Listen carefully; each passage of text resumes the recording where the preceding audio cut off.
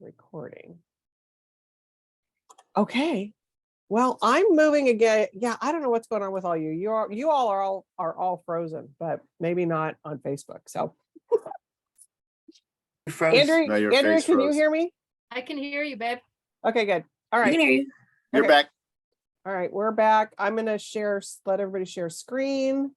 Amanda, I can see you moving now, so it's gonna be working here in a minute. Whoop, whoop, whoop, whoop. So everybody have a good weekend? Yeah. Fabulous. My pool team won our tournament yesterday. Awesome. Ooh. I went to a powwow. Ooh. Awesome. It was really great. Yeah, that must have been very cool. Samantha, when my oldest daughter was on Pine Ridge for 3 years, and she used to go to powwows all the time. It was very cool. Yeah. All right, I think we got some good stuff coming this week. So let's not hesitate. We will get going. So it's going to go Andrea, Gabe, and Amanda. So Andrea, take it away. Yeah, I better like get my act together. I'm usually late. So Everybody's trying to be the last ones in now. It's like who yeah. can be last? Who's the game? Yep. This was, I looked up and I was like, oh, I have to log on. I was like, and then I was like frantically trying to make myself look beautiful for you people today. I love it. So that was my bad. All right. I mean, So I want to talk about Mr. Wilder and Me. This is a novel from the great Jonathan Coe, who's won several awards for his books. And this is a Europa Editions title in the original English, no translation here. And it is the story of, it's a coming of age story, but it's also a mid-century Hollywood story about Billy Wilder and a young woman who accidentally or by chance meets him in Hollywood, and then meets him in Europe and is invited to work on one of his films. She's Greek and an aspiring composer and piano player. And so the story is written from her perspective. And as she like moves into the industry, when we first meet her, she's looking back and she's already established as a composer for Hollywood. And then we go back in time and follow her story. And this is just a beautiful novel. It's masterfully written. The characters are great, and you get a real sense of mid-century Hollywood, which is really lovely and excellent. And you get into the head of Billy Wilder and also his writer, his main writer. So you follow their story and learn about, as one reviewer called, the horrors of the war-torn Europe, as they did escape Europe to great fame and acclaim in Hollywood. So you get it all here. And I just think this is a real winner. I think this will do well when it goes into paperback in terms of book clubs. This is definitely a book club book. And wow, just cannot believe how good the writing is. So that's Mr. Wilder and Me. It's $27 and it's out tomorrow, and there's a stack that you can run down and get or call to place on hold at Warwick's right now. Love it. Well, it sounds really good. Sounds right up our alley. Go ahead, Gabe. Yep. I have been racking my brains out the last few years about a book that I remember from the 80s. It had a very distinctive cover, and I have not been able to place it. And I just loved that jacket, and it was in my head, and I couldn't remember who wrote it. And it was, as soon as you said Jonathan Coe, I know I'm too excited. Awesome. I'm a nerd. As soon as you said Jonathan Coe, I'm like, I went right to the Google and hit Jonathan Coe, because I go, that's the author. I guarantee it. And sure enough, 1984, the book called The Winshaw Legacy that Random House published. Great cover. I wanted to have it saved, but your share screen occupied the screen. I couldn't do it. But I'm so excited. Yeah, I'm going to read that one. And I'm so excited that I finally got The Winshaw Legacy, because honest to God, for the last 6-7 months, I'm like, what the hell was that book? I remember the checkerboard in the corner. Sandy gave me a copy. Thank you. I'm cool I now. love that when that happens, I saw because you it going does. like this. When I was talking, I was like, what's going on with Gabe? What's happening? He's having a Instead heart of the attack. stroke, I can talk. Stroke. But it is, it's one of those things that it'll drive you crazy until you can think of it, right, Gabe? I mean, it'll absolutely drive you insane. I had a movie that for years, Dad, remember? For Mhm. years, could not for life of me remember me. I saw it when I was at my grandmother's house, could not remember for life of me. And then literally like at like 3 a.m., I happened to wake up, turn on the TV. The movie was over, but it had like 3 minutes left, so it was still on the guide. It was that movie. Is that crazy? And then my dad got it for me for like my birthday or Christmas that year. The Orchestra's Wives. Old go. movie, black and white. There you go. Love it. Love when that happens. Something just No, I love it when you finally, because I like will hunt people down if I'm trying to, I mean, I will hunt you down trying to find stuff. Okay, Yeah. everybody's commenting on my hair. This is actually like the natural curl of my hair that I usually try and like straighten out. So I just went with the natural natural style today. So, and sometimes it works. Sometimes, as you can see, the fuzzies and the fly. That's why I don't usually do it this way. So anyways, yeah, Beth, you're right. When people visit the store and say it's a blue book, you're totally normal. Everybody does that. It's like, it was on that table a year ago and it had a year red ago, cover. yeah. You know. And it usually- was not a blue book. It was not a blue cover, actually. It was like Right, red, and it was red. like, a month ago. but you know what? And usually we're pretty good detectives. Usually we Yep. can You put enough words into Google. Yep. Pretty all successful. right. Yeah, commercially booksellers. I love it, Amanda. Okay, Gabe, what you got? I'm going to talk about a novel initially, Jacqueline and Ooh. Harry by Anne Ma. We sold Anne Ma's last book. It was called The Lost Vintage. And honestly, I didn't know her and I hadn't looked at the book too closely. And there's the cover of The Winshaw Legacy, by the way. Oh, there you go. We found it. It was one of those books that it got really good reviews. It was a New York Times bestseller for a bit. Got like a Star Library Journal review, got a bunch of starred reviews, and was one of those quiet little books that was really well put together, well written, good literary value, and commercial enough to appeal to a broad audience. And so I had to take a look at this book, and it is basically the story of Jacqueline Onassis Kennedy in post-war Paris. She had a gap year at Vassar,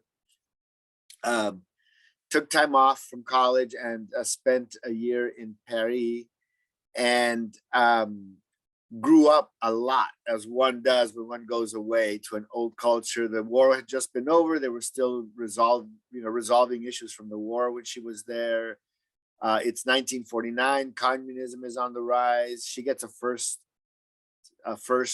person look at it, because communism in Italy and France was common, right? I mean, I remember being blown away in the 70s, being a little kid, and say, oh, Italy elected a communist government. And I'm like, what? So they're very fluid. Speaking of the fascists that Italy just elected. Right. We'll see how that goes. But anyway, so she gets an education. She sees communism firsthand and the hypocrisy of what is trying to pass off as communism, which sort of nurtures her in her future endeavors. And as her life moves forward into being first lady, she actually had an intelligent vision and understanding, firsthand understanding what was going on post-war and with the growth of the USSR, et cetera. So she writes this really great setting. You're right there where you're supposed to be, and you actually learn a lot. I think this is a good book for book clubs in that there's a lot to discuss.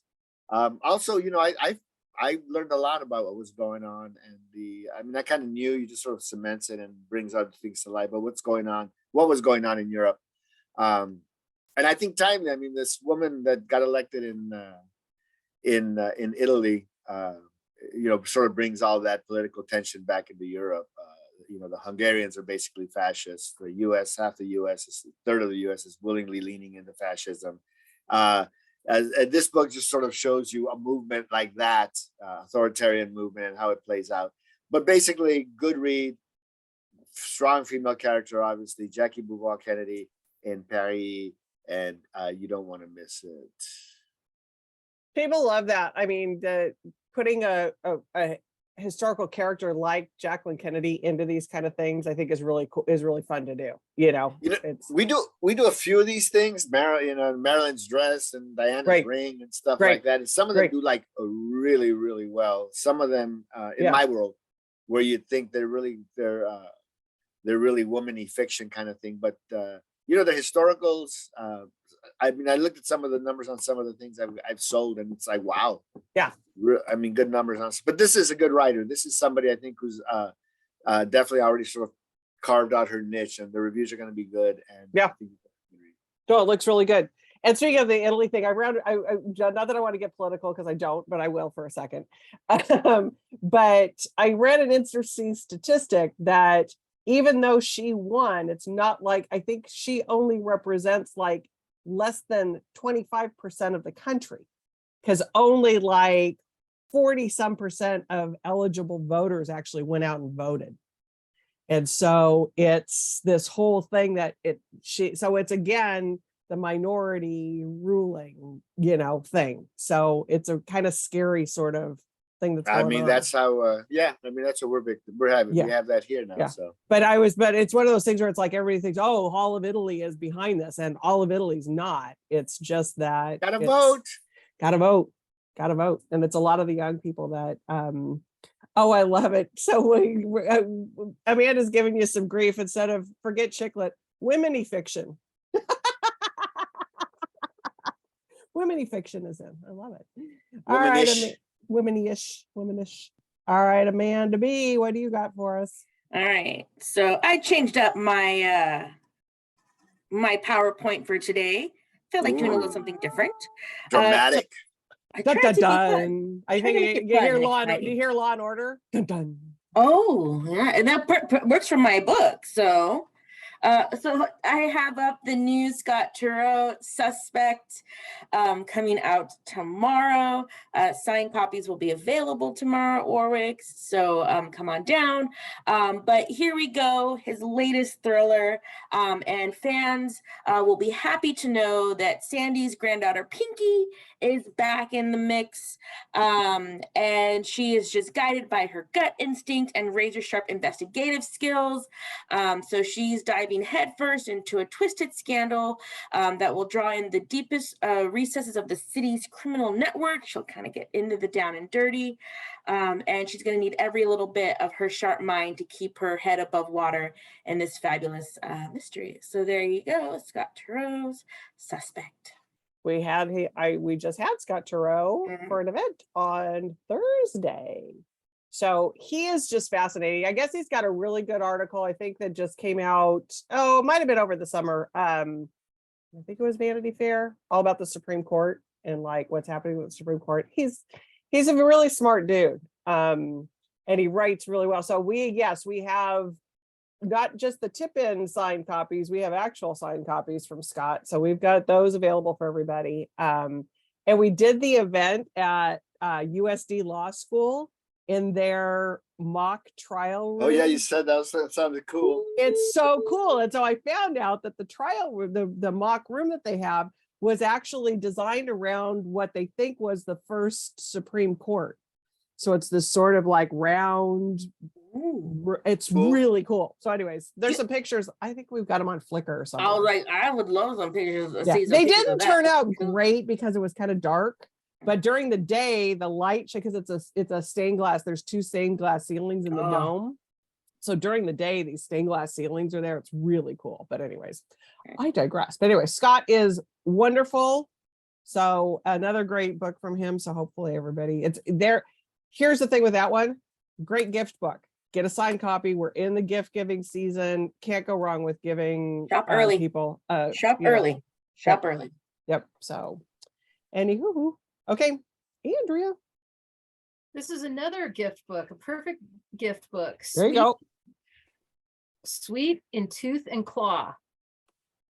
And this is from Patagonia. It's $27.95 and it's out now. And this explores the concept of cooperation in nature to the life-affirming connections among microbes and plants, like all the connections starting at the microbe level to plants, to fungi, to insects, to birds, and other animals, like larger animals after the birds. So it goes all the way up to the human ecosystems around the globe. So this is just an amazing argument for working towards biodiversity and expanding biodiversity because of how important it is and how we're all connected. And so it's got a a message that, like we've heard before, but the writing's gorgeous, and it's wow, something's going on here. I can't seem to share these pictures. Let's see. Okay, so the illustrations are really beautiful throughout. They're coming up a little bit. They're coming up. Okay. Yeah, the illustrations are nice. So there's illustrations throughout, and I just really think that this is a great gift book that you can run out and get now to squirrel away for the holidays. Sweet in Tooth and Claw, stories of generosity and cooperation in the natural world. That's by Kristen Olson and from the good folks at Patagonia Books. Can't go wrong when you support that company. Yeah, and well, you saw what he did, right? Yeah. It's pretty good. Yeah. Did we talk about this already? My brain's kind of No, I don't think so. No, we didn't talk about it, but I'm sure his heirs are like, oh, great. Great. Did you guys watch Succession, the show? Yeah. Where the one kid who's the cousin or whatever, whose grandfather, The dopey one, the tall one. the tall one, whose Greg. grandfather gave away Greg. his inheritance. I'm sure all the Patagonia people are thinking the same thing, but he couldn't have given it away to a better cause. I mean, for goodness sake. So, I mean, it was billions of dollars or whatever he gave to. Yeah. It's great. They're very they're a great company. They treat their employees well. I know some people who work there beyond the Patagonia Books folks that I work with, and they Yvon Chouinard, the owner, put his money where his mouth is. I was just going to say the same thing. It's like he has stood by this has been his lifelong, goal, passion, whatever you want to call it, and he put his money right there. So yeah, He always has. yep. And Gabe, I watched that CNN because you're the one that I think turned me on to the CNN series, the Patagonia series. Patagonia's not beautiful, right? It's so good, so good. Yeah. Really beautiful. Really good. Really amazingly filmed and interesting. I mean, all these species that we're saving. Well, the species, and then also that it's actually the strip of land. Is it Chile and Argentina that share it? Right. So that's got to be really kind of, and Yeah, it's all got to of be the fraught politically as well. Yeah. Oh yeah, and just the thing with the the ships coming in. I mean, all of it just has to be All righty, you're up, Gabe. I am up, and that is one of that book that Andrew presented. One of the most beautiful books I ever seen. I actually was just at the PNBA, which is the regional up north. That's the only book I brought home to trade shows, and that's the only book I brought home from any of them because it was so beautiful. So I got a chance to talk to her. She's really interesting. Yeah, like the writing's great. So I mean, it's just the perfect gift package for anybody in your life that's interested in nature and the science of connectivity. So that's really what it is. I mean, the under what was it called? The Underground. What was that book called by The understory, the overstory. Yeah. Or Underworld. There's Underworld. Yeah, you know the one I'm talking about. Yeah. I think that audience will come to it. Yeah. I mean, it's got a lot of audiences, but it's beautiful. My God, yeah. Yeah. Well, I'm glad that you like it. I'm glad that you found it as stunning as we all think it is. So really beautiful. And yay to Yvon Chouinard for what he do. And from the legendary Jacques Pepin, a book about les poulets. I could go on and on in French. You do not speak French. You don't speak French. I speak French. I think he does. Anyways, He does now. I will keep it in English for my non-bilingual friends. You know what? Jacques Pepin has been around cooking for decades. He is a premier chef. He's got a huge history. And this book captured my imagination. I spend some time in the kitchen. Now I got a team. But it's nice to have something like this. I think we're talking about gifts. This is a great gift item. Don't wait on it because we are running out of stock of stuff and we are late on all our reprints. So everybody's having that same problem. There is Jules is Beth who's watching right now has already ordered this for a gift. ahead of me. Ahead of you. That's a button away, man. A couple of keystrokes and you got a couple of coming. So it's a beautiful looking book. It's loaded with art. It's loaded with recipes because there's a zillion chicken recipes. Some of his favorites. There's arts, there's clippings, and there are essays about the noble chicken and some humorous side stories along the way. So I love this package. It's got a nice flat matte kind of a finish. And it is a great object and it looks really, really good. So I think it's a really good gift. I think anybody who cooks, I get plenty of recipes. You could give it as a cookbook. It's a coffee table book. I mean, so many things. What is it? Coffee table book? What is this? What is this? Is it a bigger size then? It's an oversized? It's a little bit bigger. Like it's like 8.5 by 11, I think. Okay. All right. So it is like a good gifty, big gift kind of. Yeah, book. it's a good size. And just visually arresting when you look at that cover's great cover. Yeah, the cover's great. The cover's really good. All right, Amanda. All right. So my book that I have, a second adult book, is actually a paperback release out tomorrow. Dava Shastri's Last Day. And pardon me, I'm going to butcher the heck out of this. It's Kirthana Ramasetti is the author. So I unfortunately did not get to sell this in the hardcover, so I was not able to present it in the hardcover for y'all, but here we are in the paperback, brand new packaging for the paperback, and I'm totally digging this cover. But anyway, Dava is in her 70s. She's one of the world's wealthiest women, and she has just found out that she has terminal brain cancer.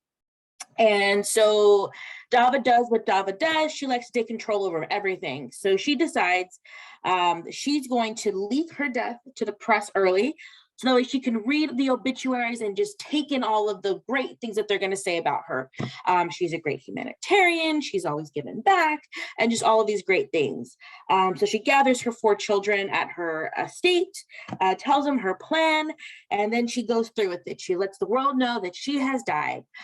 But it does not go quite the way she thought it would be. 2 of her deepest, darkest secrets that she thought had been hidden from the world come back. And now that is all anybody can talk about, are these 2 secrets that she had buried long ago. And now she's got to come to terms with those secrets and her death that's coming, in this kind of bit of a pickle she's put herself in, because the world thinks she's dead and she's really not yet. So I will leave it at just that. But there we go. Dava Shastri's Last Day, out in paperback tomorrow. Sounds like a good, juicy, just like sit on the weekend kind of read. Totally. Like Love Dava Shastri. Love it. And she got a new book coming out, not for a while, but when that one comes, I will definitely be presenting it. And I love it. Got a Good Morning America little blurb on it too. So that's always great package. Really good the repackaging is totally giving me Crazy Rich Asian vibes, which I loved. I mean, I watched the film and then I went and read all of the books, and I was traveling in Seattle, and then I finished one of the books. So I just walked into the bookstore that I had an appointment with, and I was like, I'll get book 2 for the plane ride home. There you go. It's the wonders of the bookstore. Right? They're everywhere. Go figure. All right, Andrea. Thank you. I want to talk about Coward, Why We Get Anxious and What We Can Do About It by Tim Clare, who's a poet. And the writing here definitely lets you know he's a poet. It's just really beautiful writing.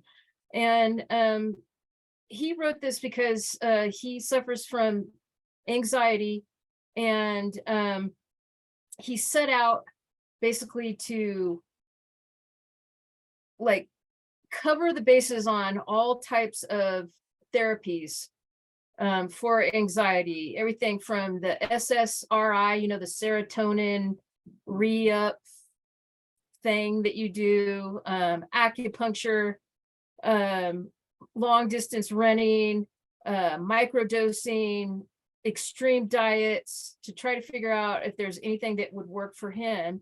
And what he came out with is that he realized that more than anything, anxiety tells us something about ourselves, that maybe we need to rethink anxiety as more of a gift to tell us that we need to change our lives.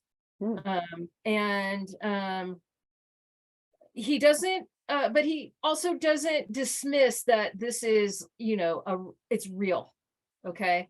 It's real in people's lives. And that sometimes agents prescribed by doctors works for people, but, you know, but he doesn't necessarily say that that's the only way to go.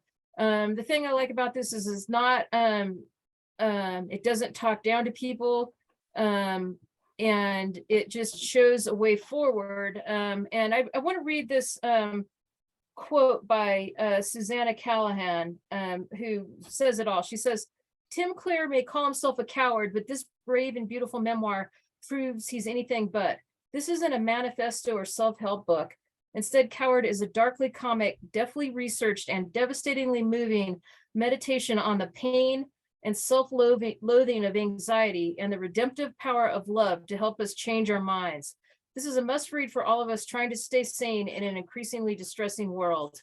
And that, I mean, that really says it all. It's a wonderful book. It blends memoir, self-help, and science, which is cool. And I just think it offers help in a way of looking at anxiety in a different way that for people, this is a book that you can hand to somebody, like even somebody who's not into the self-help category of book reading, right? Because it is from a poet's perspective. It, like, there's memoir aspects to this. And I think this is going to sell well over time and be a backlist gem for many indie bookstores because of how he comes to the subject matter.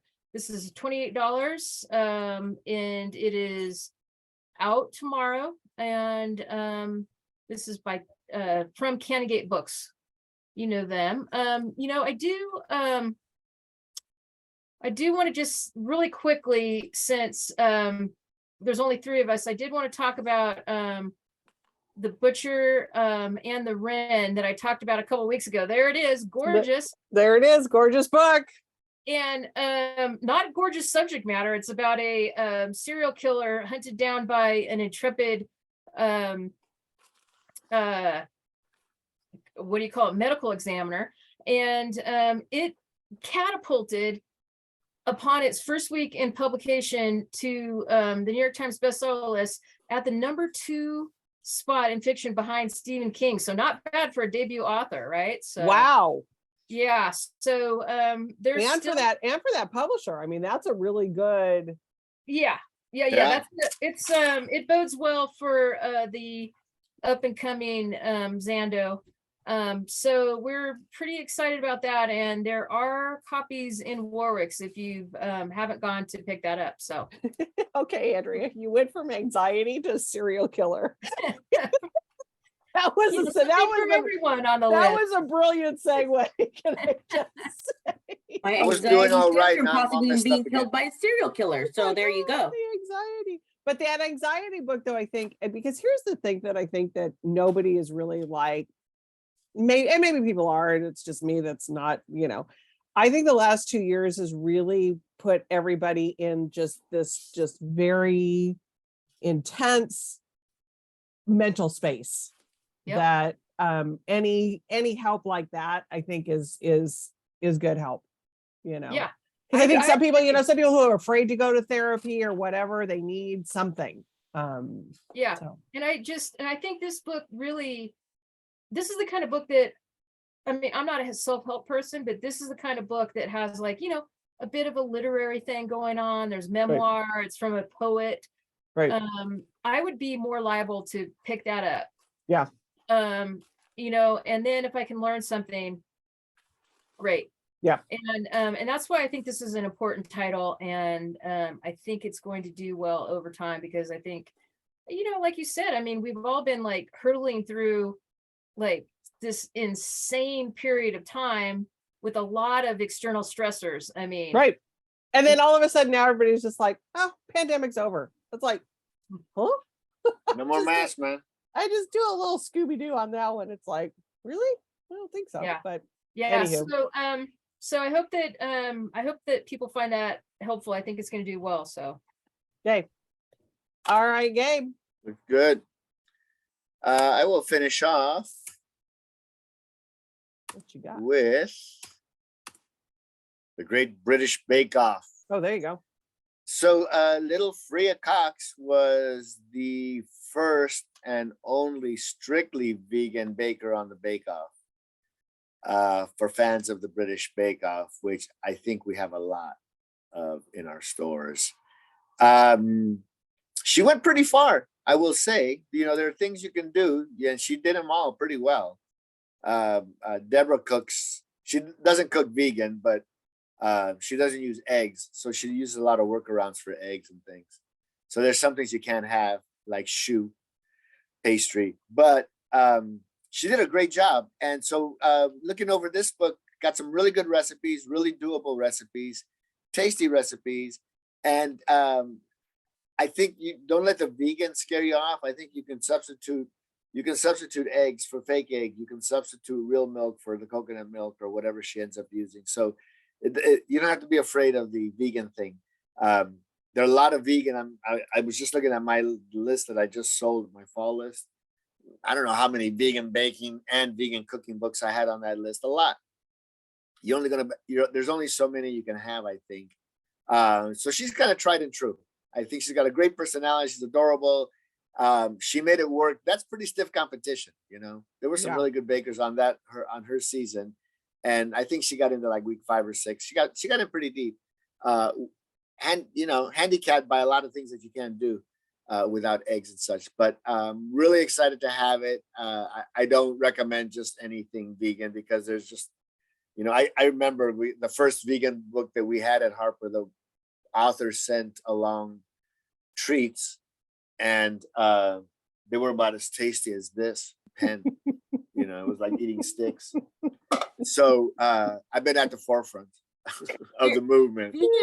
I've seen so many vegan cookbooks that I'm like, God, this stuff looks delicious. Yeah.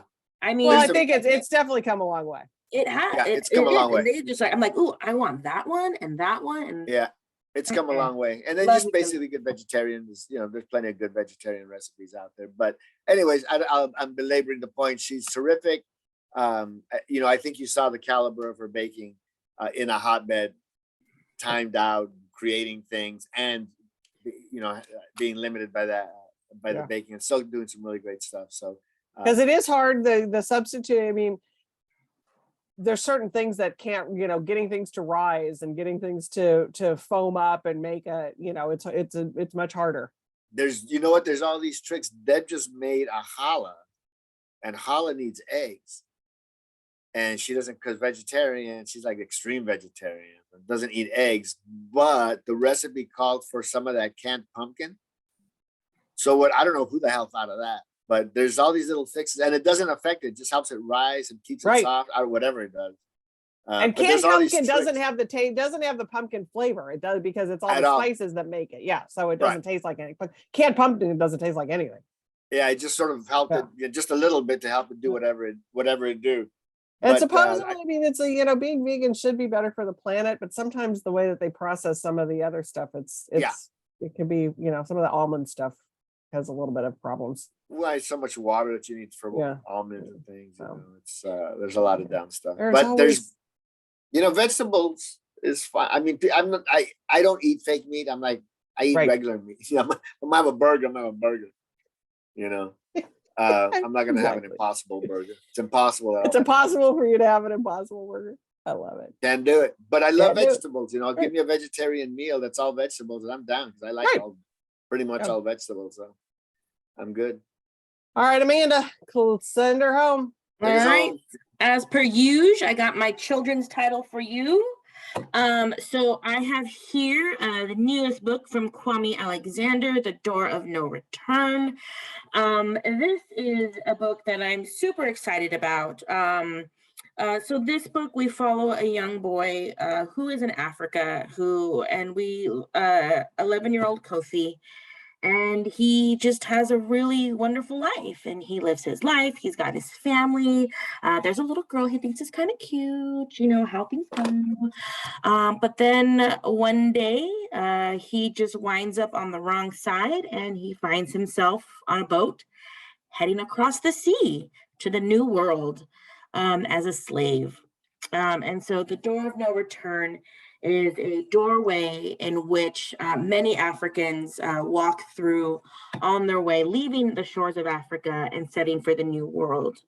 It is the first book in a trilogy, and Kofi doesn't actually even leave Africa until about halfway through the book. So, we get to really see his life and this really wonderful life that he has in Africa before being sent across the sea. This book, is just absolutely fantastic. We've got a really great, lot of really great reads on it. It is the #1 indie pick for the kids for the October catalog, and then so many star reviews, and you can even see on the cover we have a lovely quote from Rick Riordan on it. Lupita Nyong also blurbed it as well. So yeah, super excited. This is going to be a really, really hot book for the fall season. So there you go, The Door of No Return by Kwame Alexander. What age group again, Amanda? So my apologies, this is for the middle grade. Middle grade. Okay. All right. Grade, yes. Yeah. Kwame's Nobody. busy. That guy's busy. 10 and He's up. busy. He's a busy 10. man. He's a busy man, and it's just it's spectacular. Yeah. Spectacular. And nobody writes that better than he does. He just really does capture that whole. You never read about, these lives that these people had, their existences before they Right. walked through the gate, Right. Everybody just thinks that they existed at that point. It's just like, yeah. But even so, history has really wiped out. I love watching those, like, who do you think you are, looking in your ancestries. And so often when they feature the African Americans on them, it's like they only really start knowing about stuff at the time of freedom. There's no they have no names. They're not even listed by name on censuses. They just, it's like they didn't exist as a real person prior to that. So being able to see this, this full life that he has, family, loved ones, back home, is really spectacular. Yep. Okay, I'm going to segue to events because that's what I do. So Ellen Hildebrand will be with us on Monday. This coming up a week from today. Oh, so Amanda Q, I have to talk to you. Don't let me forget after. She's going to be, if you're in the San Diego area and you want to hear her speak, she's going to do a speaking engagement with Words Alive for their fundraiser in the morning. And then she's going to come and do a signing only with us in the afternoon. Celeste Ng, Little Fires Everywhere fame, will be with us in October. And we got Ina Garten virtually coming on the 26th. So we got some stuff happening. So stay tuned. Always check out our website. You never know what good stuff is coming your way from us. We had a stellar week last week. We had Ralph Benershka, who was the kicker of the Chargers. Said he is just so lovely. And his book was fascinating. It's called Saving Wildlife. I never knew his dad was worked for UCSD as a scientist, but he worked in conjunction with the San Diego Wild Animal Park. He's the one that started the frozen zoo. So he would go in the middle of the night when an animal died and would collect samples. And this was back in the 70s and 80s before DNA could really do anything. Well, they cloned some animals. They brought back a species of these horses with his cells or whatever. And he's the one that's going to be responsible for bringing back the white rhino. Because they're working on, so it's cool. Amazing stuff. So his book's called Saving Wildlife, and it's really good. So he was amazing. And then we had Craig Johnson, and we had Scott Churro, and we had Javier Zamora. It was crazy. So Darcy, thank you. Love Ina too. Sign up for Ina. Always, it should be a good conversation. It always feels fun to watch them on your computer screen because it just, even though you're not there, it still feels like it's a little more intimate than if you just see her on TV or whatever. So anywho, all right, everybody, happy reading. Everybody have a good week, and we will see you all next Monday. So Thanks, ciao. everybody. Bye. Bye.